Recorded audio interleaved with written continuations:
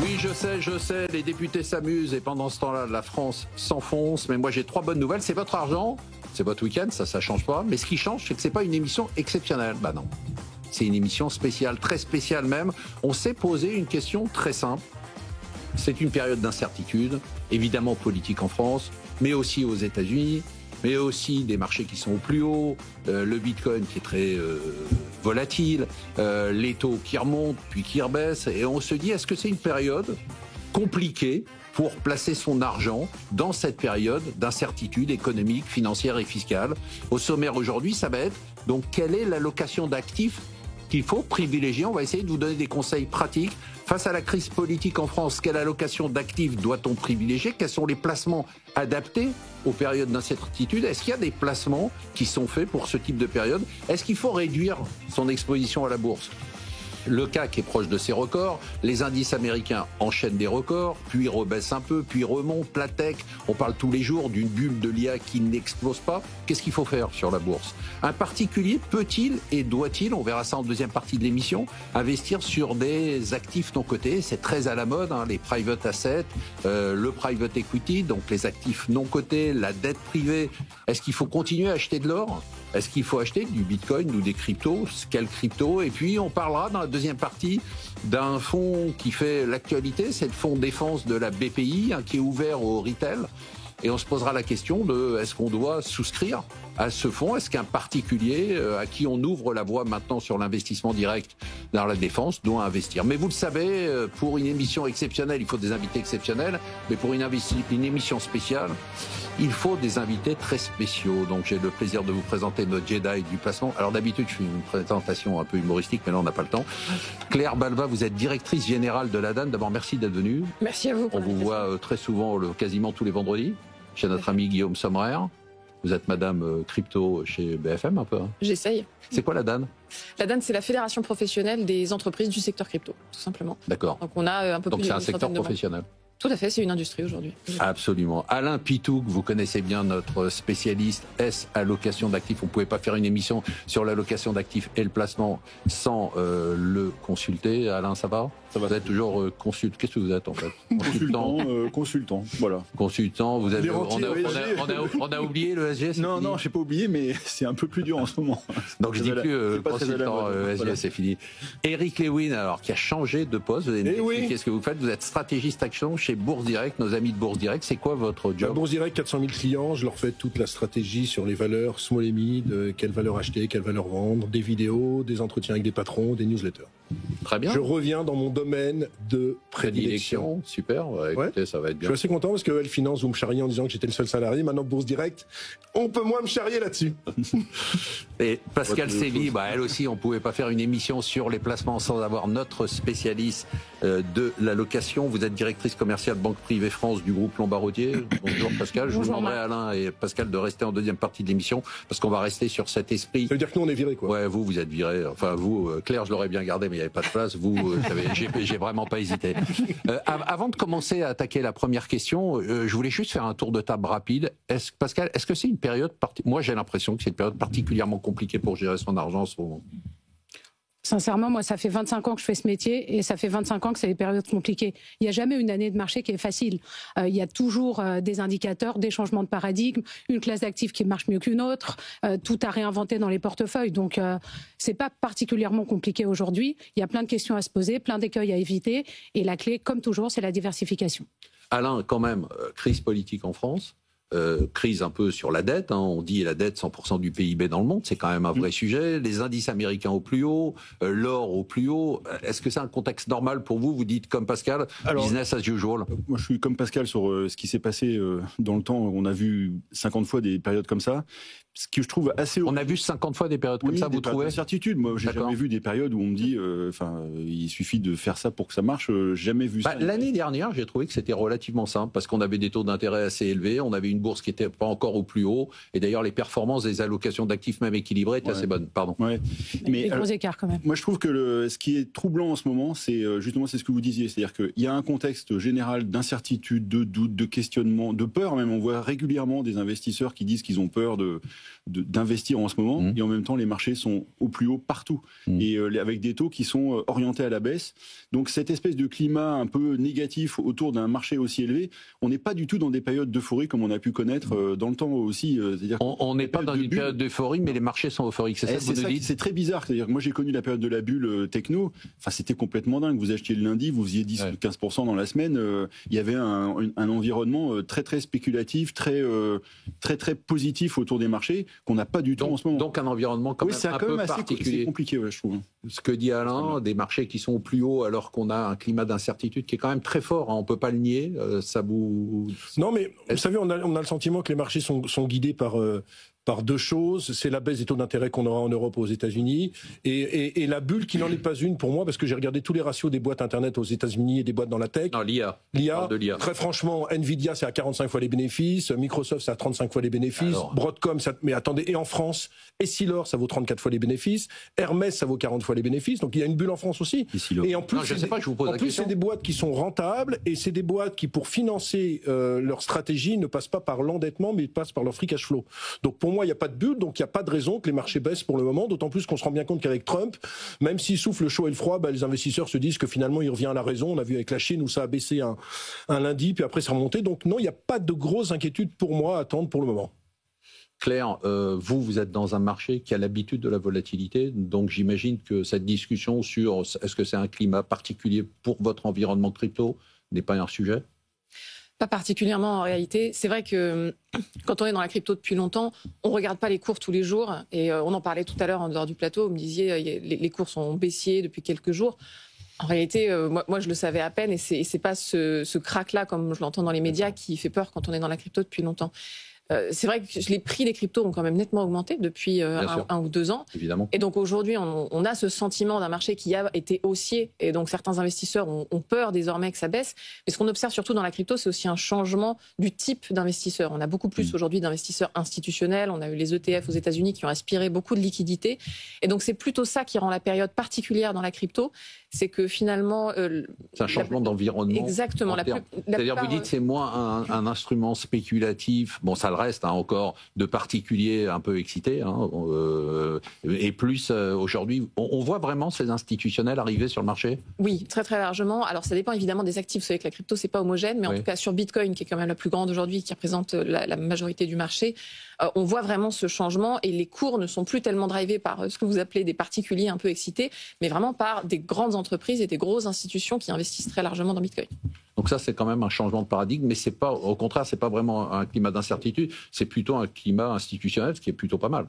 Oui, c'est plutôt rassurant. C'est plus sain. C'est plus sain. C'est plus sain d'un point de vue de la volatilité. Oui. Je dirais que c'est plus sain.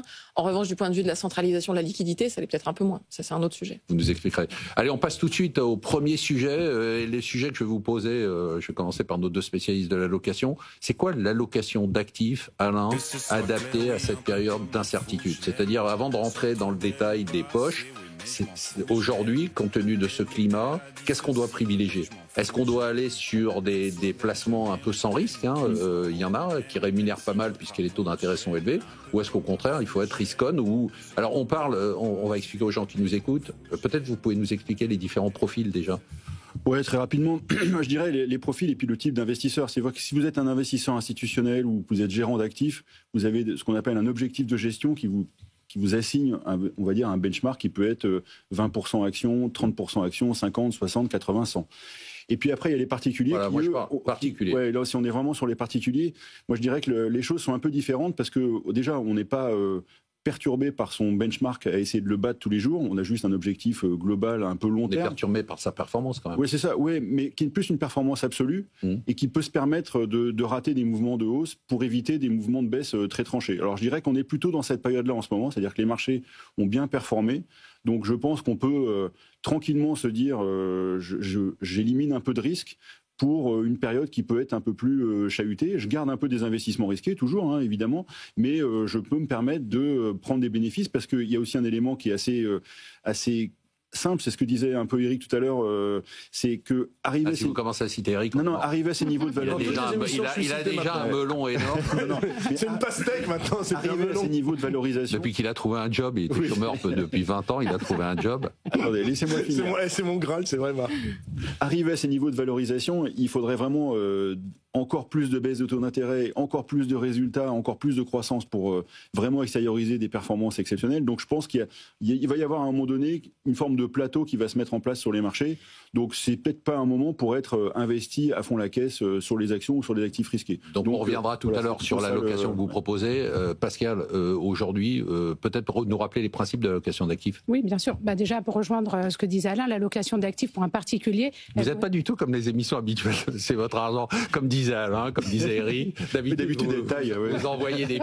Comme le dit Pascal, l'allocation d'actifs... Vous allez y faire sérieux. Vous avez vu ces notes? Mais l'allocation d'actifs, elle doit être vraiment adaptée à chacun, puisqu'elle va dépendre de l'horizon temps, de la tolérance au risque et de l'objectif de rendement qu'on s'est fixé. Elle est extrêmement importante parce que l'allocation d'actifs va expliquer, peut-être quelque chose qui va vous surprendre, 82% de la performance globale. Bien plus que le timing de marché, bien plus que le choix des véhicules. C'est quoi ce 82%? Comment vous le déterminez? En gros, si vous vous trompez, on va dire en début d'année, vous faites votre allocation d'actifs stratégique. Si vous vous trompez en mettant trop d'obligations, pas assez d'actions, etc., c'est ça qui va expliquer votre contre-performance ou au contraire expliquer votre performance. Et justement, un point important, le stratégique, c'est comment vous définissez les bases de votre allocation en début de période, donc quelle classe d'actifs, quelle zone géographique et tout. Et ensuite, vous allez faire de l'allocation tactique, donc vous allez en fait ajuster votre exposition en fonction de votre lecture du marché. Donc ça, c'est un des grands principes qui me semble important. Après, évidemment, on surveille la macro, extrêmement important aussi, les grands indicateurs, la croissance, le chômage, l'inflation. Eric, il vous dit non. Il dit qu'en fait, le seul truc qui est important, c'est la liquidité, le niveau des taux d'intérêt aux États-Unis. C'est vrai, ça? La macro va dicter ce que vont faire les banques centrales, qui peut dicter comment les taux vont être fixés et qui ensuite va expliquer comment les classes d'actifs vont se comporter. Et pour moi, dans la psychologie aussi, c'est très important. Deux préceptes peut-être à rappeler. Déjà, on n'hésite pas à prendre ses profits quand quelque chose est bien monté. On ne s'est jamais appauvri à prendre ses profits. Et on ne prend pas des décisions dans la panique. Et il y a un chiffre que je voulais vous donner. Sur le S&P, sur une période de 7000 jours de trading, vous ratez les 5 meilleurs jours, votre performance annuelle est grévée de 1,5%. C'est quand même énormissime. Sauf si vous faites du stock picking. Sauf si on fait du stock picking. Non, là, je parle vraiment de rester complètement investi sans discontinuer. Oui. On rate 5 jours sur 7000. Je ne sais pas si vous imaginez 1,5% de rendement. Ça veut dire que la psychologie de l'investisseur, elle est quand même très importante. Et après, pour répondre à votre question, aujourd'hui, on essaye d'éviter tout ce qui est très sensible. Vous avez parlé de la soutenabilité de la dette. Donc, typiquement, on va être sous-pondéré en obligations d'État. On est, nous, plutôt d'un optimisme prudent. Donc sur les actions, on est positif. Et aujourd'hui, ce qui nous semble cohérent, c'est un profil équilibré. On va avoir à peu près 46% d'actions. On pondère avec à peu près 38% d'obligations. Et on ajoute des classes d'actifs qui permettent de décorréler un peu son portefeuille. Typiquement hedge funds, fonds alternatifs. Ils n'ont pas les mêmes comportements. L'or, on y reviendra, mais on est surpondéré sur l'or. Et le reste, c'est un peu de liquidité à déployer. Très rapidement, avant qu'on passe aux actions, qu'est-ce qu'on peut espérer comme rendement sur un portefeuille équilibré? C'est quoi l'objectif? On va raisonner que équilibré, on ne va pas aller sur de l'agressif et pas sur du prudent. Équilibré, on peut espérer quel rendement et pour quel risque? C'est un peu ça le problème, c'est ce qui va donner beaucoup de poids à l'allocation tactique en ce moment, c'est que si vous restez en stratégique aujourd'hui, vous ne bougez pas, vous êtes 50% actions, 50% obligations d'État sur 5 ans, ce qui est un horizon de placement à peu près normal, vous n'êtes pas à 5% de rendement. Hein, donc c'est quand même, pour le risque pris, c'est pas une performance exceptionnelle. Encore une fois, si vous touchez à rien pendant ces années, alors ça peut vous satisfaire, hein, mais enfin c'est pas. Donc ça veut dire qu'il faut prendre des risques plus importants. Ça veut dire qu'il faut même dans un portefeuille équilibré. Ça veut dire qu'il faut allouer un petit peu, changer son allocation régulièrement. Juste pour avoir un chiffre, qu'est-ce qu'on peut espérer avec une gestion équilibrée, comme vous dites, sans faire du market timing? 4 à 5% par an. Pas max. Ouais. Ça c'est de l'équilibré, c'est pas du prudent, ça? Non, c'est de l'équilibré parce que vous avez quand même les taux qui vont être moins rémunérateurs dans le futur. Les actions, on a quand même un très très joli parcours, vous l'avez rappelé, sur les indices. Donc oui, on est quand même prudent sur nos objectifs de rendement. Deuxième question que je voudrais vous poser, et je vais poser particulièrement à Eric, c'est compte tenu, et Eric, tu as commencé à répondre à la question, compte tenu du niveau des marchés actuels, tu dis il n'y a pas de raison de réduire sa part action dans une allocation. Mais moi, j'ai une logique de stock picking. C'est pas ce que dit... Non, mais moi, contrairement à Alain et à Pascal qui eux achètent des indices, moi j'ai une logique de stock picking. Donc au sein du stock picking, je pense qu'il faut toujours avoir des actions en portefeuille. Regarde par exemple dans le monde du luxe, on vend Hermès parce que la publication était inférieure aux attentes, mais Kering vient de gagner 60% en ligne droite. Donc moi, je reste persuadé qu'il faut de toute façon... Après avoir perdu 70% d'accord, mais, oui, mais d'accord, mais... Non, mais ma question, Eric, j'ai deux questions en fait. Ma question, c'est les indicateurs nous disent que quand on regarde la gestion active aux États-Unis, les fonds de gestion active, 85% font moins bien que l'indice. Donc déjà, pourquoi faire du stock picking ? Explique-nous. Et deuxièmement, est-ce qu'aujourd'hui, avec des marchés qui sont plus hauts, j'entends ce que tu dis que les valorisations sont pas totalement délirantes, est-ce que c'est pas quand même le moment d'être un tout petit peu prudent ? Mais ça fait des mois qu'on dit ça, Marc. Ouais, c'est une question. Non, mais on était sûr quand Standard & Poor's avait dégradé la France, que le CAC ne montrait pas, on a fait un plus haut historique il y a quelques jours. Donc moi, ce que j'ai envie de dire, non, je pense qu'il faut toujours rester pondéré en action et très fortement pondéré. Les actions sur 10 ans, c'est quand même le meilleur placement et de loin. Donc moi, je reste positif. Alors, ça, c'est vrai, ce truc-là, parce qu'on dit toujours sur 10 ans, mais ça dépend du point d'entrée, non ? Le gars qui est rentré en 2007, il a retrouvé... Non, mais c'est une question. Parce qu'on ressort toujours ce chiffre que sur 10 ans, les actions sont les meilleurs performeurs. Est-ce que c'est vrai ? Ben bien sûr que c'est vrai. Non seulement c'est vrai, mais moi je pense que si tu veux, Marc, ce qu'on doit dire sur le marché action, et c'est important, c'est que moi, dans une logique de stock picking, je suis pas avec les ETF. C'est sûr que si on est dans une logique d'ETF, très souvent les ETF font beaucoup mieux. Les ETF, c'est des fonds indiciels qui répliquent des indices. Mais comme moi, je suis surtout sur des capitalisations inférieures à 2 milliards d'euros, où il y a peu d'ETF là-dessus, c'est là qu'on peut faire la grande différence. Et c'est pour ça que quand tu regardes en France, les petites sociétés de gestion small cap, ben finalement les Moneta, les Sycomore, les Arbevel, soit elles sont rachetées, soit elles performent bien, tout simplement parce qu'elles sont sur une classe d'actifs où il n'y a pas d'ETF. Il est évident que si tu es en face d'ETF, c'est beaucoup plus compliqué parce que battre le CAC 40, ça peut être compliqué parfois. Alain, justement, la question, pour rebondir sur ce que dit Eric, est-ce qu'un particulier doit faire du stock picking ? Je me pose la question dans une allocation équilibrée. Moi, je pense que c'est un peu la question sur quel instrument il faut choisir. Si vous êtes un particulier, que vous avez du temps devant vous, il ne faut pas faire de stock picking. Vous investissez dans des valeurs que vous connaissez. Vous passez du stock picking. Non, parce que c'est pas du stock picking, parce que vous allez les mettre. C'est comme si tu achètes une maison, tu fais pas du maison picking, tu achètes ta maison pour être dedans pendant 10-15 ans. Et là, c'est la même chose, c'est de l'investissement long terme. Et je pense que la poche stock picking, aller chercher des valeurs, des points d'entrée, faire sortir quand ça a gagné 20%, revenir, etc. Ça, c'est quelque chose qui doit être réservé, des professionnels. soit à une Merci poche... de me montrer du droit professionnel. Non, mais il est sympa quand même, Alain. Il a mis une cravate. J'essaie. Elle est pas très belle la cravate. Ça va. Il a mis une cravate, on veut pas la montre jaune. Alain. Soit c'est mettre cette poche d'actifs. Et il faut qu'elle soit de taille mesurée par rapport au reste du portefeuille. Et là-dessus, vous pouvez faire un peu d'arbitrage. Mais puis c'est très chronophage, ça demande quand même. Et là, on se retrouve avec ce que disait Pascal tout à l'heure. Excusez-moi, je recite Pascal. C'est le moment où vous allez faire ces mouvements et le stress que ça va générer si c'est trop important. Parce que c'est ça le problème du poids action. Juste, je finis là-dessus. C'est le risque qu'on prend, quoi. C'est-à-dire que si vous prenez beaucoup de risques, oui, d'accord, mais le moment où ça va mal tourner, il faut être capable de le supporter. C'est pas évident. Pascal, vous gérez pas mal de gros portefeuilles. Est-ce que les high net worth, les individuels, les gens qui ont des gros comptes, ils aiment avoir des actions, ou est-ce qu'ils vous disent non, moi je veux plus que de l'ETF? Non, ils aiment avoir des actions. Moi, je crois que ce qui est intéressant, c'est vraiment mixer les trois stratégies. Les fonds actifs, ils sont incontournables sur certaines stratégies. Okay. Je pense à l'obligataire notamment. Okay. Bien sûr qu'on va chercher des fonds actifs. Même sur les fonds actions, quand vous voulez jouer certaines stratégies spécifiques, bien sûr, on va chercher un fonds actif, ETF et vous dites... Et bien sûr, stock picking, bien sûr. Les trois, on leur place dans un portefeuille. Et je ne sais pas si vous voulez parler de ça, mais il y a aussi une question de frais. Non, pas tout de suite, on en parlera tout à l'heure. Okay. Parce que je voudrais laisser du temps de parole à Claire, et je voudrais justement poser, qu'on attaque le troisième thème. Le thème, c'est un peu ces actifs. Alors, je ne sais pas si vous acceptez l'idée qu'on dise que les cryptos, c'est... Bon, déjà, on dit que c'est un actif, c'est déjà pas mal. Est-ce qu'on peut dire que c'est un actif spéculatif ? Tout est spéculatif. Simplement, ce que j'aime pas dans le mot spéculatif, c'est que souvent c'est dit de manière péjorative. Mais évidemment que c'est un actif qui peut monter ou descendre, donc nécessairement c'est spéculatif. Est-ce que vous considérez, vous entendez parler d'allocation d'actifs, donc vous voyez avec des allocations d'actifs qui sont assez je dis pas conventionnel, mais on a l'habitude de dire bon, un peu d'or, on va revenir sur les détails dans la deuxième partie. Est-ce que aujourd'hui vous considérez que quelqu'un qui a une gestion équilibrée, une allocation d'actifs équilibrée, elle doit intégrer les cryptos? Oui, bien sûr. Et d'ailleurs, les grands fonds, les gestionnaires d'actifs commencent à le dire publiquement. Alors, les plus conservateurs disent qu'il faut 2%, les plus audacieux montent jusqu'à 6 ou 8%.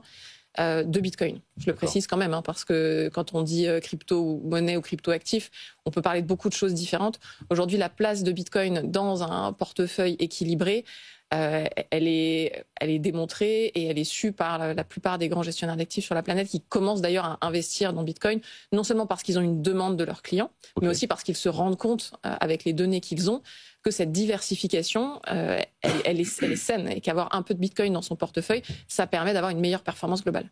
Alors, question très pratique, donc les gens qui vous écoutent, ils ont une allocation d'actifs équilibrée. Comment ils font pour mettre ces 3-6% de Bitcoin en étant particulier en France? Alors, en France, la crypto, c'est une industrie régulée. Donc, les plateformes qui vous permettent d'acheter et vendre de la crypto, elles demandent un agrément auprès de l'autorité des marchés financiers. Donc, vous avez beaucoup de plateformes différentes. L'idéal, c'est simplement de vérifier que vous passez par un acteur. Donc, il faut passer par une plateforme. C'est-à-dire que moi, par exemple, si j'ai mon compte dans une grande banque française dans lequel j'ai mon PEA, j'ai mes comptes, et puis je peux pas passer par la grande banque française, il faut que j'aille ouvrir un compte dans une plateforme. Donc, c'est un truc à part. Alors, certaines grandes banques commencent justement à aller sur le sujet, et certaines d'entre elles, d'ailleurs, ont obtenu des agréments de l'AMF là-dessus, mais à ma connaissance ne propose pas directement donc il faut ouvrir un compte sur une plateforme. Donc effectivement, moi ce que je recommande la plupart du temps, c'est d'aller vers une plateforme française ou européenne qui a un agrément dit PSAN. Vous pouvez en citer 3, comme ça on... Enfin, ou non. J'ai beaucoup plus de... Binance, Coinbase. Non, vous préférez pas? Non, je préfère pas. Mais à condition qu'il n'y ait pas de bug, Marc, sur les plateformes juges, j'interviens. Le fameux vendredi où Trump avait décrété des droits de douane sur la Chine, c'était un vendredi soir, il y avait des tels bugs sur les plateformes que plus personne ne pouvait vendre. Donc les plateformes, il y a aussi que c'est très complexe quand même parfois, quand il y a trop de vendeurs au même moment, ça peut bugger. Et puis aussi on peut faire juste pour continuer là-dessus, j'entends ce que tu dis, Eric, pour continuer là-dessus, est-ce qu'aux États-Unis il y a des ETF sur le Bitcoin? Est-ce qu'il y en a des disponibles aujourd'hui en Europe, en France? Alors, il y a des ETN, il y a des produits financiers qui effectivement incluent une partie Bitcoin, mais ce qu'on voit quand même aujourd'hui, c'est que la plupart des investisseurs crypto passent plutôt par des acteurs dits crypto-natifs, qui vous proposent l'achat-vente de crypto directement sur leur plateforme, plutôt que par des produits financiers structurés. C'est peut-être amené à changer, notamment avec l'arrivée des banques sur ce sujet-là. Et est-ce on peut, excusez-moi, je vous pose plein de questions parce que c'est un sujet évidemment qui intéresse beaucoup de monde, est-ce qu'on peut aujourd'hui investir dans un fonds crypto?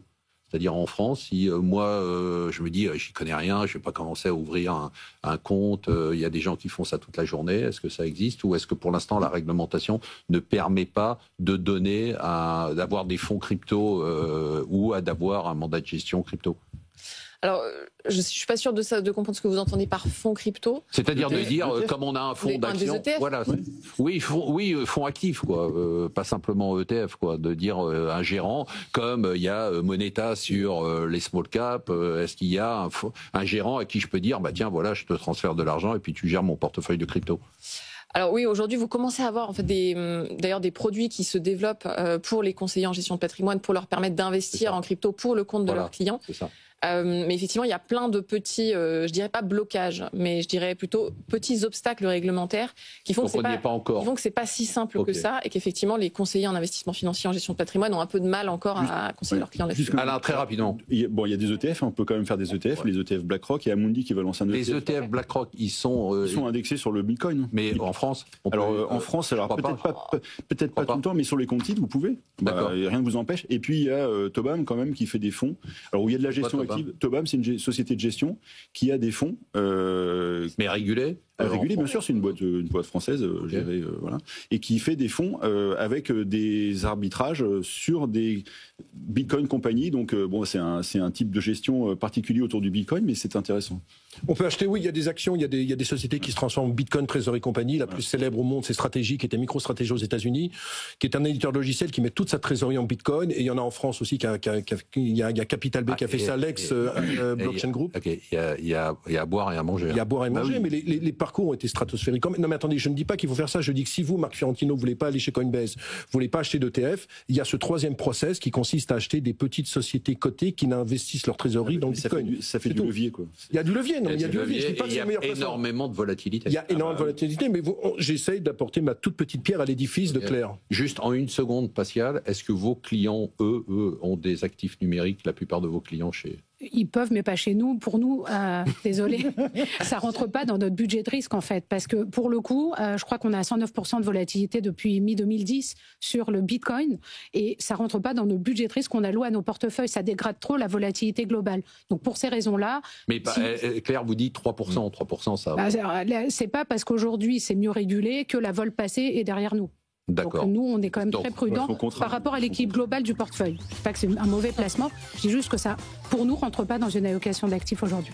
Éric, Claire, merci beaucoup. Ouais, on se retrouve en deuxième partie de l'émission pour parler des actifs, on en parle beaucoup, hein, des actifs privés, du private equity, de la dette. On va parler des frais. On va vous demander vos allocations, Alain et Pascal, parce que vous avez quand même bossé. On se retrouve tout de suite. BFM Business présente C'est votre argent, spécial placement.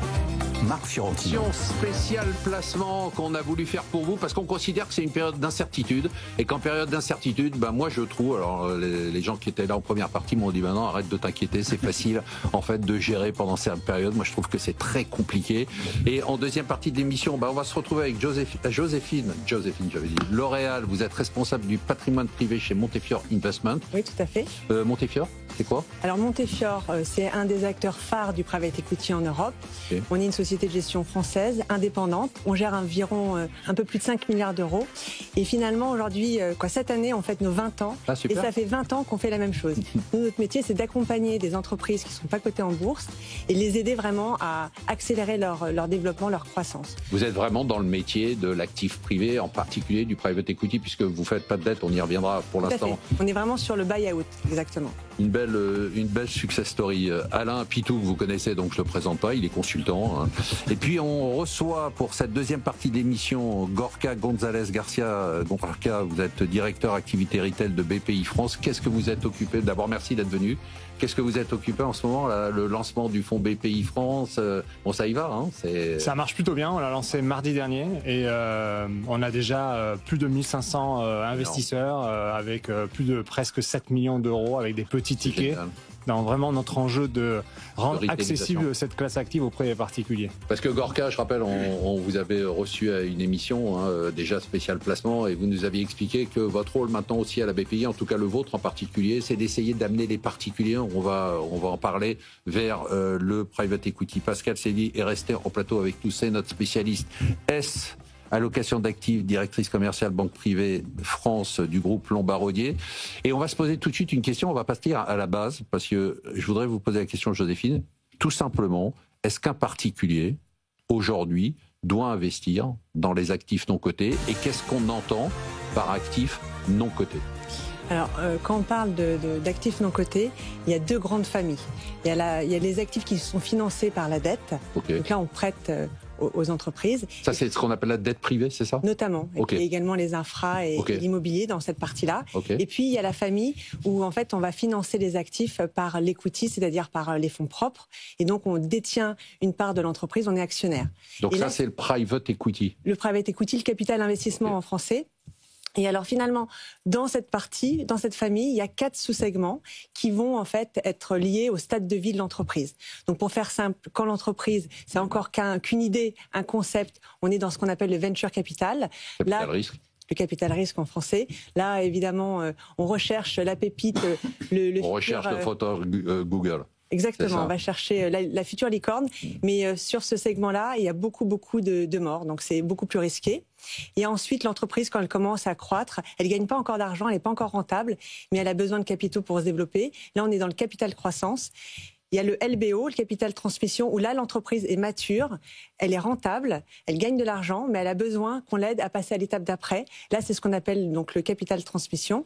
Et enfin, il y a le capital retournement, où là, l'entreprise va pas bien, elle est à 2 doigts de déposer le bilan et elle a besoin d'être restructurée. D'accord. Et vous avez la conviction, puisque vous êtes rentré chez Montefiore pour développer, entre autres, l'activité clientèle privée et particulier. Vous avez la conviction aujourd'hui que, parce que c'est le cas aux États-Unis par exemple, qu'un particulier doit avoir dans son allocation d'actifs une part en actifs privés, en dette privée et en private equity? Alors nous, on a deux convictions chez Montefiore. Et c'est pour ça d'ailleurs qu'on a développé cette activité. La première, c'est, vous le savez certainement, il y a encore peu de temps, le monde du private equity et celui des investisseurs privés ne se parlaient pas, pour plein de raisons. Aujourd'hui, en fait, le régulateur a compris que pour avoir une économie forte, solide, il fallait avoir des entreprises robustes, qui innovent, qui emploient. Et donc, elle a donné accès à cette classe d'actifs pour les particuliers, pour flécher l'épargne des Français vers l'économie réelle. Ça, c'est une première chose, et on pense que c'est une très bonne chose. Et le second point, c'est la conviction que, en fait, pour les 20 prochaines années, la problématique des retraites va être encore plus importante que ce qu'elle n'est aujourd'hui. Et ça, je pense qu'on est tous d'accord sur ce plateau pour le dire. Et donc, pour un investisseur privé... Surtout les gens qui sont déjà à la retraite, comme Alain Pitou. Donc, un épargnant, il va devoir, s'il constituer une épargne complémentaire pour... voilà. Et là, vous dites... Et alors, en fait, pour une épargne longue... Oui. Le private equity, c'est le produit. Le private equity, ça offre un rendement supplémentaire. Quand on regarde en relatif par rapport aux autres classes d'actifs, c'est la classe d'actifs qui surperforme toutes les autres classes d'actifs. Moins de volatilité, beaucoup plus décorrélant, et enfin, ça donne du sens. Gorka, qu'est-ce qui a fait que la BPI s'est dit à un moment, vous a dit, la BPI, alors que bon, vous aviez plein de choses à faire, vous étiez assez occupé, vous a dit à un moment, il faut que les particuliers puissent rentrer sur le private equity, et nous, on va prendre un peu le flambeau de cette croisade. Peut-être rappeler BPI, la banque publique est la banque des entrepreneurs, donc on finance, on fait de la garantie, on fait de l'investissement en fonds propres, on accompagne à l'export les entrepreneurs et même on fait du conseil auprès des chambres d'entreprise. Mais BPI France Investissement est aussi une grande société de gestion de nos côtés, on gère 60 milliards, on a plus de 300 investisseurs, des professionnels de l'investissement dans le non-coté. Et donc, ce qui fait de nous un acteur assez pertinent, avec une belle boîte à outils pour offrir ça aux particuliers. Pourquoi la raison d'offrir cette classe d'actifs aux particuliers ? Toujours dans une approche de diversification, en étant conscient que c'est du capital patient long, qu'il y a de l'illiquidité, donc c'est du capital qui reste bloqué. C'est important ça de le dire. C'est important. Redis-le, parce que ça c'est vraiment important. C'est peut-être parce qu'on reproche souvent ça au private equity. On dit oui, d'accord, il n'y a pas de volatilité comme dit Joséphine, mais d'un autre côté, on est bloqué pour 10 ou 12 ans. La contrepartie, il y en a deux. Est-ce qu'on veut accéder à des rendements plus élevés et avoir une vraie diversification avec une corrélation limitée par rapport au marché action ? Oui, on peut, à deux conditions. La première, c'est qu'on est bloqué sur des horizons de temps beaucoup plus longs. Un fonds de private equity classique comme celui de Montefiore, c'est 10 plus 2 ans en termes de structure. Et ensuite, c'est que pendant cette durée, il y a une illiquidité. On récupère la mise au fur et à mesure, mais il faut être prêt à accepter cette illiquidité. Donc, le private equity, point d'attention, ce n'est pas pour placer son épargne de précaution. C'est, comme disait Joséphine, une épargne long terme pour préparer des projets long terme, comme la retraite, par exemple. Et pour revenir à ta question, Marc, pourquoi BPI France a voulu aller sur ce segment-là, puisqu'on est la banque des entrepreneurs? On s'est dit, c'est une classe d'actifs intéressante pour la gestion patrimoniale. Il n'y a pas de raison que seuls les investisseurs institutionnels que nous sommes et les clients fortunés qui ont plusieurs millions de patrimoine, les clients de Pascal, voilà, puissent accéder à à cette classe d'actifs qui est une classe d'actifs à part entière. Justement, Pascal, puisque tu as cité les clients fortunés, ils ont combien de pourcentage d'actifs non cotés privés, j'allais dire entre private equity, dans une allocation aujourd'hui, tes gros clients, ils ont combien? Ça peut aller entre 5 et 15 en moyenne, avec bien entendu des exceptions, de nouveau, des personnes qui vont vraiment avoir envie d'être très investies là-dedans. Ils le font aussi par ailleurs, peuvent prendre des tickets aussi dans des entreprises, indépendamment de ce que nous, on leur propose. Et pour nous, à partir du moment où l'illiquidité, il y a une conscience de cette illiquidité-là, bien sûr qu'il faut y aller. Oui, ça ajoute du rendement. Oui, ça baisse la volatilité. Et puis, je pense que vous serez tous les deux d'accord avec ça. 86% des entreprises de plus de 250 millions de dollars de capi dans le monde sont privées. Donc ce serait vraiment dommage quand même de passer à côté de cette opportunité d'aller au plus près de l'économie réelle. Alain, dans ton allocation, tu mets combien de... Alors j'en mets pas, mais pour les clients privés, moi je m'occupe aussi de clients privés, ils en ont. Alors après, moi j'aurais deux conseils par rapport à ça. C'est-à-dire que en faire, c'est clair, je pense que, puis moi ça m'intéresse, j'ai toujours aimé cet investissement en entreprise, mais je pense qu'il y a deux choses, c'est ne pas le faire en une seule fois. C'est-à-dire que, parce qu'il y a des millésimes, c'est-à-dire qu'en fait, il y a des périodes qui sont plus ou moins favorables. C'est-à-dire qu'il y a des moments, les taux sont très bas, il y a l'euphorie, on a du mal à trouver des investissements, donc c'est pas évident que ça soit le meilleur moment. Donc en le faisant plusieurs fois, ça a un double avantage, c'est-à-dire que ça limite un peu le risque que vous prenez d'aller le mettre en une seule fois.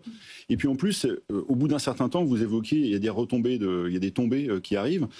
Si vous avez choisi un bon gérant, vous allez pouvoir pratiquement financer vos nouveaux investissements avec les anciens. C'est pour ça que vous arrivez avec des clients privés de 60-65 ans qui ont commencé ça il y a 20 ans, qui aujourd'hui ont 20%. Et l'autre point sur lequel, alors là, moi je pense qu'il faut vraiment être extrêmement attentif, c'est qu'il ne faut aller que chez des gérants qui ont au moins 10-15 ans d'expérience. Parce que c'est quelque chose qui ne tolère pas l'à peu près, parce que vous l'évoquiez, il y a des morts sur ce... La BPI cite pas mal, met de l'argent dans ce qu'on appelle des first-time funds. Vous êtes très actif. Justement, vous permettez de faire émerger des nouveaux talents, non? C'est ça? Mais les gérants existent déjà. Alors clairement, il y a deux choses. Il y a first-time fund, mais pas first-time team. C'est ça. C'est-à-dire qu'on récupère le track des gérants qui étaient dans d'autres structures. Et après, notre vocation, c'est de faire émerger un écosystème du capital investissement fort en France pour notamment fueler toutes les PME, ETI d'un côté et, comme disait Joséphine, faire des entreprises robustes qui vont relever les enjeux de demain. Joséphine, juste pour terminer, par rapport à ce que disait Alain, est-ce que c'est le bon moment en ce moment ou est-ce qu'il ne faut pas se poser la question et faire ce que dit Alain, c'est-à-dire chaque année y consacrer une partie de son actif? Alors, que le contexte actuel soit compliqué, tant au niveau politique qu'économique, je pense qu'on est tous d'accord. Est-ce que ça nous inquiète? La réponse n'est pas vraiment. Pourquoi? Parce que le private equity, justement, s'inscrit sur un temps long. Et ça, je pense que c'est la grande différence avec les marchés cotés. On n'est pas dicté par les résultats trimestriels ou la volatilité quotidienne. Finalement, les annonces, qu'est-ce que va dire Trump, que va dire Macron, que va faire Christine Lagarde, d'une certaine manière, c'est pas notre sujet. Notre sujet, c'est comment on va transformer les entreprises qu'on accompagne. On va prendre un leader français, espagnol, italien et le transformer en champion européen. C'est vraiment ça notre métier et ça prend du temps. Pour transformer une boîte, c'est entre 5 et 7 ans. Donc ce qu'on retient de ce que vous dites et ce qu'on retient de ce que disait Alain aussi, c'est à la fois avoir la compétence et le recul des équipes, comme tu dis Gorka, ou des sociétés où vous avez plus de 20 ans, et puis le temps long. C'est-à-dire qu'on n'est pas dans un investissement sur lequel il faut qu'on ait besoin de ces fonds. On va passer tout de suite au deuxième thème, parce que le thème est vraiment à la mode. La défense, on en parle tout le temps, évidemment, tous les jours, même au JT de 20h. Et la BPI a décidé de permettre aux particuliers d'investir dans cette thématique. Gorka, juste très rapidement, avant de parler de ton fonds de défense, vous aviez déjà lancé plusieurs initiatives. Il y a eu plusieurs fonds ouverts aux particuliers. C'est le 5e fonds de la gamme, donc on ne s'improvise pas créateur de solutions de capital investissement pour les particuliers. C'est un métier à part au sein du private equity. On a lancé 5 fonds, on a collecté 350 millions auprès de 21 000 particuliers. Tout ça d'une façon ouverte et multicanale en étant présent dans les grandes enveloppes d'épargne françaises. Donc c'est une activité stratégique pour BPI. D'accord. Et aujourd'hui, la question, évidemment, je connais la réponse puisque tu le proposes. Tu penses qu'un particulier qui a une gestion équilibrée, c'est ça dont on parle depuis le début, doit avoir ou peut avoir, ou c'est une bonne idée. Je ne dis pas que tu ne vas pas faire du conseil en investissement, mais donc on met bien toutes les précautions d'usage. Mais ça a du sens, j'imagine, si vous le proposez pour un particulier, de mettre, surtout que je crois que ce fonds est accessible avec des enveloppes d'assurance vie, par exemple. Le fonds est accessible, comme on disait, à partir de 500 €, disponible dans les contrats, en unité de compte dans les contrats assurance vie ou capitalisation. Un chiffre intéressant, les fortunés sont exposés à 5-15%. Le particulier français, on parle aujourd'hui d'une dose epsilonesque de 0,01%. Donc c'est-à-dire qu'on ne parle même pas de diversification, on parle de construire une première exposition, de construire une notoriété et une compréhension de la classe d'actifs vis-à-vis de particuliers pour des projets long terme. Est-ce que tu peux nous expliquer très rapidement ce qu'est ce fonds défense ? Comment il est constitué? Dans quoi vous investissez? Est-ce que vous allez vous-même chercher des boîtes ou vous allez chercher des gérants qui vont chercher des boîtes? Alors, les deux. Au fait, on utilise toute la boîte à outils, on va dire, de BPI France, puisque c'est un fonds avec 2 promesses à partir de 500 €, où vous permet d'être exposé au secteur de la défense au sens de la base industrielle et technologique de défense. C'est vraiment le vivier de 4500 PME ETI françaises qui vont être des contributeurs au secteur de la défense et à l'armée. années. Donc, on a du co-investissement avec nos équipes du direct, avec les équipes small, mid et large. Donc ça, c'est une chance inouïe. On a 300 investisseurs qui travaillent pour cette thèse d'investissement. Et puis, à côté de ça, deuxième promesse, c'est diversification, diversification, diversification. C'est un investissement, une thèse d'investissement dans le côté thématique défense, donc risqué. Donc, in fine, au bout d'une période de 5 ans, on aimerait avoir un portefeuille de plus de 500 sociétés d'un côté pour justement mitiger. En direct ou indirect? En direct, indirect, via nos fonds partenaires, puisque, pour rappeler, on gère 21 milliards dans des fonds partenaires et on déploie tous les ans de l'ordre de 1,6, 1,7 milliards. Donc, on fait aussi profiter les Français de ce deal flow qui est extraordinaire. Alors, ce que je veux préciser, parce que j'ai assisté à la conférence de presse du lancement du produit, c'est qu'on peut souscrire de façon ultra simple à travers votre appli et à travers le site. C'est d'une facilité déconcertante. Voilà, en un quart d'heure, 20 minutes, Fonds Défense BPI France, on peut souscrire avec une pièce d'identité en payant directement. Ça, c'est si on veut être en direct, et dans ce cas-là, on est au nominatif. C'est un nominatif pur. Et si on veut, par exemple, le mettre dans un contrat d'assurance vie, là, on voit avec son intermédiaire. Avec son intermédiaire, voilà. Et pour préciser qu'effectivement, en direct, il n'y a pas de conseil d'investissement. On est également tout seul devant son écran, donc on doit être aussi armé. J'ai trouvé franchement très fluide votre parcours de souscription. C'était assez bluffant. Ouais. On a beaucoup investi. C'est un parcours de souscription qui a été développé par BPI France, qui nous appartient. Et donc, on a aussi développé un espace investisseur pour assurer cette expérience, on va dire, fluide pour les Français. Ça c'est impressionnant. Allez, on va passer tout de suite au sujet et vous allez enfin avoir les allocations de nos deux spécialistes. D'abord, on va parler quand même très rapidement enveloppe fiscale. Pascal veut parler des frais, elle a raison. Et ensuite, je vais vous demander vos allocations.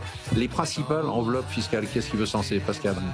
Incontournable, j'ai envie de vous dire, parce que là aussi, ça peut expliquer la performance finale. On est dans un environnement aujourd'hui fiscal qui nécessite qu'on se pose ces questions. Alors, les deux grandes enveloppes qu'on va considérer pour un particulier en France, le PEA, c'est toujours intéressant, puisqu'il est exonéré d'impôt de plus-value et d'impôt sur les dividendes après 5 ans de détention. Et je précise parce que c'est assez méconnu, ça va intéresser nos spécialistes du non-coté. On peut y loger une participation dans une entreprise non cotée, à condition de ne pas en posséder plus de 25% avec toute sa famille. Mais ça fait des énormes jackpots si ça fonctionne bien. Voilà, si on a le gagnant. Après, incontournable pour nous, évidemment, l'assurance vie. L'assurance vie, elle a 3 principes intéressants. Ça capitalise vos revenus, donc vous pouvez les maîtriser. Vous ne payez la fiscalité que quand vous rachetez des parts de votre contrat. Ça donne accès à un outil qui s'appelle le Fonds général en euros. Alors que là, je fais plus la pub des assureurs parce que les banques n'ont rien à voir avec la gestion de cet outil. Mais il a au moins une vertu, c'est d'être garanti en capital au quotidien. Et enfin, surtout qu'il y a des offres boostées là en ce moment par plein d'assureurs. Quand on fait une poche en unité de compte, souvent on a un bonus sur le fonds euro. Bon, c'est bien pour placer de l'argent qui est certain de sortir. Absolument. Typiquement un impôt de plus-value, etc. Et enfin, on peut préparer sa succession via la clause bénéficiaire, qui est quand même assez libre. Et on a un régime spécifique à l'assurance vie sur la succession. Donc oui, bien sûr que c'est assez incontournable. Et vous citez pas le PER qui pour moi est un truc incontournable. Oui, mais pour moi c'est un outil un peu différent. En effet, on prépare sa retraite, il y a un avantage fiscal, mais je le considère pas comme une enveloppe véritablement, puisqu'on y verse un montant limité chaque année en fonction de son plafond limité fiscal. Si on veut avoir la déduction fiscale. Oui, voilà, oui, bien sûr. Mais pour moi, moi je pense que c'est vraiment une des enveloppes. Enfin, moi, je suis très surpris que toute personne qui a plus de 30 ou 35 ans ait pas son PER, parce que c'est quand même. Je suis d'accord avec ça. Oui, j'en ai entendu parler. L'autre point, et on en parle très peu, et vous en parlez très peu, Marc. Allez-y, c'est pour ça que vous êtes là. C'est que vous ne parlez pas de l'épargne salariale. En fait, l'épargne salariale, c'est un peu l'assurance vie dans le cadre de l'entreprise. C'est-à-dire que vous pouvez investir dans les titres de l'entreprise, vous pouvez faire une gestion active de votre patrimoine via cette épargne salariale, qui a un double effet. Alors, je ne vais pas rentrer dans les détails, mais il y a un effet défiscalisation des plus-values et puis un avantage fiscal. Et l'intérêt aussi, c'est que l'entreprise peut abonder, c'est-à-dire donne de l'argent pour que vous puissiez investir dans les titres de son entreprise, ou vous puissiez investir votre épargne. Donc, c'est quand même intéressant. Ça, c'est le plan d'épargne. Mais là, on dépend de sa boîte. Ah oui, on dépend de sa boîte à la création, mais c'est pas aujourd'hui quelqu'un là. Non, il peut pas faire ça. Il peut pas se dire tiens. Mais quand même, c'est intéressant d'en faire un peu. C'est-à-dire, je dis pas d'aller tout mettre dans les titres de l'entreprise ou dans un PERCO qui est un peu l'équivalent du plan d'épargne retraite, mais dans le cadre de l'entreprise encore une fois avec un abondement qui peuvent être parfois très intéressants. Donc c'est un support fiscal qui, je trouve, est à regarder. Voilà. Vous avez bien fait d'en parler. Hein. Franchement, là vous m'avez surpris par votre compétence. Les frais, c'est vrai. Non, je voulais juste dire un mot parce qu'on parlait des fonds actifs tout à l'heure et comment on mixe tout ça dans un portefeuille. C'est évident que plus vous mettez des obligations en direct ou des titres en direct, et moins vous avez de frais des sous-jacents. Parce qu'il ne faut pas oublier quand vous achetez un fonds actif, de manière générale, les frais de fonctionnement du fonds vont être plus élevés que dans un fonds passif, un ETF, ou évidemment quand vous avez un titre en direct. Donc, pour un équilibre global aussi, je trouve intéressant, quand on a une certaine taille de portefeuille, de pouvoir allier ces trois stratégies. Ça optimise aussi cette partie-là. Et aujourd'hui, ce qui me fascine, moi quand même, moi je me bats avec ça quasiment tous les jours, c'est que les Français, à 90%, continuent à avoir des contrats d'assurance vie avec des droits d'entrée dans des banques traditionnelles où ils payent une fortune, alors qu'ils pourraient payer 0 frais d'entrée avec des frais de gestion plus bas. C'est hallucinant. Ouais. Quand on voit, moi je suis dingue parce que je me dis, quand on voit les gens faire le tour de leur quartier pour payer un peu moins cher un produit ou changer d'opérateur télécom pour un forfait, et là ils laissent 400 balles, parfois 500 balles, 1000 balles sur la table. Mais je pense que quand vous évoquiez tout à l'heure le parcours client de BPI, les banques ont bien organisé les choses pour que le transfert soit extrêmement compliqué. Et la fiscalité est également un piège. C'est-à-dire que c'est pareil, il faut faire attention. C'est-à-dire que vous mettez tout dans mais sans transférer, on peut ouvrir un nouveau contrat. L'avantage, c'est qu'on peut ouvrir plusieurs contrats d'assurance vie. Le problème, si vous voulez, c'est quand vous avez mis votre épargne dans une banque, que vous avez à côté une autre banque pour votre quotidien, aller rouvrir un troisième compte pour aller faire un petit bout d'épargne, c'est compliqué. Donc cette problématique de parcours client est déterminante. Puisqu'on parle de frais, Joséphine, juste, est-ce que le private equity c'est cher ou pas, en fait? Alors c'est aussi un des atouts de cette classe d'actifs, c'est qu'on est extrêmement aligné. D'accord. En fait, on gagne de l'argent quand on fait gagner de l'argent à nos investisseurs et à nos entreprises. Le carry. Exactement. C'est-à-dire voilà. On va se partager une partie des plus-values qui sont générées. Donc un alignement d'intérêt. Total, alignement d'intérêt total. Oui, Gorka. Oui, effectivement. Nous, on est très clair sur les frais. Notre fonds en défense, c'est 2,80, mais c'est une fusée à 2 étages, tout inclus. Et ce qui est important aussi sur les enveloppes fiscales, c'est qu'on a fait des types de parts dédiées à chaque enveloppe. Une part A pour le compte titre ordinaire PEA et PEA-PME, une part B pour l'assurance vie, les PER1 et les contrats de CAPI, et une part C pour le PERCO. Et c'est extrêmement important d'avoir des enveloppes qui ont une adéquation en termes de temps, d'horizon de placement, comme les sous-jacents. Ça, il faut travailler. L'assurance vie et le PERCO sont des supports, voire le PER1, des enveloppes très appropriées. Alain, Joséphine attend depuis tout à l'heure son allocation. C'est mon moment. C'est ton moment. C'est ton moment de gloire devant la France entière. Oui, ça j'imagine. Alors ça marche pas trop mal depuis le début de l'année parce que vous pouvez suivre... Non, mais vous pouvez suivre mon portefeuille sur Twitter. Vous le dites d'habitude. Je suis déçu que vous le l'ayez pas dit aujourd'hui. C'est une vision assez prudente. Moi, je privilégie donc les actifs liquides, d'avoir une poche de cash et d'être très opportuniste pour pouvoir bouger parce que sur un tweet, Trump vous donnait des occasions de rentrer à moins 10, moins 15, donc c'est quand même toujours intéressant. Donc j'ai 20% en actions seulement aujourd'hui. Du Canada, des emerging hors China, j'aime pas investir sur la Chine, des US small cap et de la Suisse. 50% de taux courts en dollars. Les parties taux longs, je pense qu'on va avoir du mal à voir les taux longs baisser aujourd'hui. La partie risquée, on va dire, est représentée par les métaux précieux. J'ai 25% entre l'or, l'argent et le palladium. Ouais. Okay. J'ai baissé un peu la semaine dernière. Et puis des matières premières. Tu vas être dans l'or. En fait, oui. Alors mon raisonnement, il est à la fois sur tout ce qu'on a déjà dit sur l'or et sur l'évolution du système monétaire. On évoquait. C'est un placement anti-incertitude, l'or. Et c'est aussi les placements de demain autour du nouveau système monétaire qui est en train de se mettre en place. On l'évoquait tout à l'heure avec les cryptos. Il y a les stablecoins et il y a cette évolution autour du système monétaire avec deux grandes zones qui se font concurrence. Alors je dis pas que les États-Unis vont avoir des difficultés, mais les Chinois veulent s'intégrer dans les systèmes de paiement et vont backer ce système sur l'or.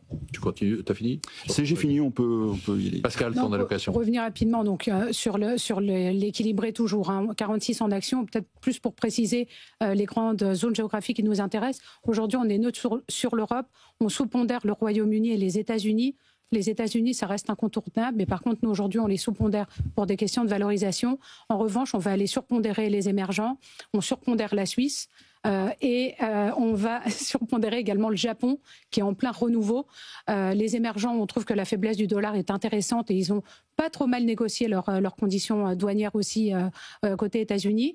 Et après, dans les secteurs, il y a 2 secteurs qu'on privilégie aujourd'hui. La pharma, qui était très en retard, et le deal qu'il y a eu avec Pfizer a vraiment levé le pic d'incertitude, et les services aux collectivités, et notamment toute la fourniture en énergie pour les hyperscalers. Il y a eu tous ces deals, Nvidia, OpenAI, etc. Et sur l'autre poche? Et après, donc sur la poche obligataire, 38%. On va vraiment privilégier aujourd'hui les obligations émergentes, là aussi, mais qui sont libellées en devises fortes. Les alternatives, j'en ai touché un mot tout à l'heure, 10% pour décorréler un peu le portefeuille. Et l'or, pour nous, c'est toujours une classe d'actifs qui est incontournable. On en met 4%. Il y a des vraies tendances de fond, dédollarisation. On a eu dans toute l'histoire le meilleur mois d'inflow, enfin d'entrée d'achat d'ETF hors physique sur le mois de septembre. Donc il y a aujourd'hui une énorme tendance aussi pour aller continuer à soutenir. Et en conclusion, puisque c'est le sujet qu'on a dit, une poche d'actifs, si je vous écoute, les deux, Joséphine et Gorka, de 5 à 15%, vous ne donnez pas de recommandations, c'est moi qui le dis, dans des actifs non cotés, directement ou indirectement, en compte court, en contrat d'assurance. Ouais. Je remarque qu'il y a un des gérants qui n'a pas de non coté. Ouais, j'ai remarqué. La prochaine fois, on va le convertir. Il faut que tu le vois dans le couloir. Merci de nous avoir suivis. Merci à tous nos invités. On se retrouve la semaine prochaine pour une émission qui ne sera pas spéciale, elle ne sera qu'exceptionnelle. Surtout, n'oubliez pas que vous pouvez nous écouter, nous revoir, nous réécouter en replay, en podcast sur toutes les bonnes plateformes. C'est votre argent. Spécial placement sur BFM Business.